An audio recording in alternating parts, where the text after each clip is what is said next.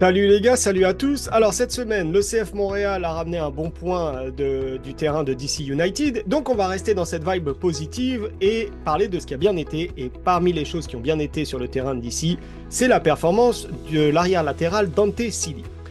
Pour beaucoup, cette performance, elle a été assez étonnante, elle a été inattendue. Peut-être il y avait quelques personnes qui ne connaissaient pas vraiment Dante Sili. Et pourtant, euh, selon moi, il y avait de quoi avoir quelques espoirs pour ce joueur. Je vous explique, ce joueur, donc il a 21 ans, il aura 22 ans dans un mois, et il a déjà un beau parcours. Il a déjà un beau parcours, il est passé par l'Académie de Dallas.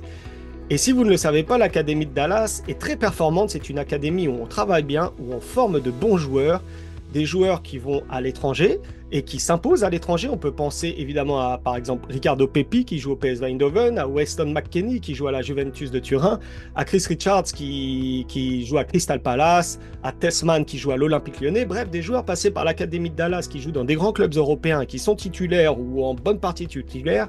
Il y en a quelques-uns, donc c'est quand même un signe que ça fonctionne. Des joueurs formés à Dallas en MLS, il y en a aussi.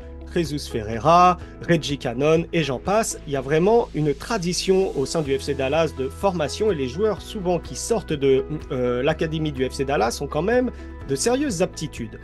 Dante Sili, selon moi, n'est pas à écarter de la liste parce qu'il a, malgré son jeune âge, une feuille de route déjà assez intéressante. On compte une quarantaine de matchs de MLS sous les couleurs de son club formateur, mais aussi une cinquantaine de matchs de deuxième division néerlandaise au sein de l'équipe U21 du PSV Eindhoven.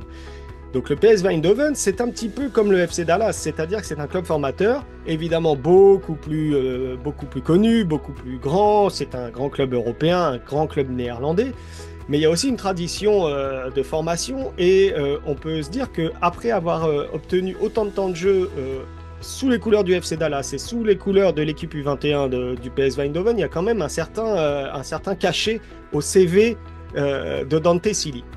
Je rajouterai à ça que pour accentuer l'idée que le FC Dallas fait bien les choses en termes de formation, pendant longtemps le FC Dallas a été le seul club à avoir un partenariat avec le Bayern de Munich, justement pour partager la méthodologie, pour partager des connaissances en termes de formation.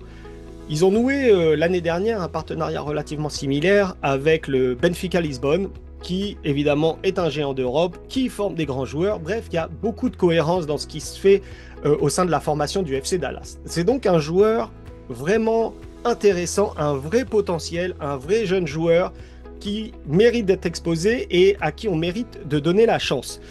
C'est donc Finalement, ça s'inscrit dans la tradition et dans l'orientation du CF Montréal de cette année et de ces dernières années. Et il y a un vrai coup à jouer avec Dante Sili. C'est sûr qu'il a peut-être eu une promotion un peu moins importante quand il est arrivé que Marshall Rutty, que Caden Clark, etc. Mais je peux vous dire que quand moi je l'ai vu sur le terrain, j'avais hâte de le voir parce que je m'attends quand même à beaucoup de choses de sa part cette saison. Et avec un Tom Pierce dont l'absence à DC est assez nébuleuse, et surtout avec des performances qui n'ont pas toujours été au rendez-vous, surtout des performances défensives, je pense que Dante Sili a une bonne carte à jouer et que c'est définitivement un joueur à suivre pour cette saison.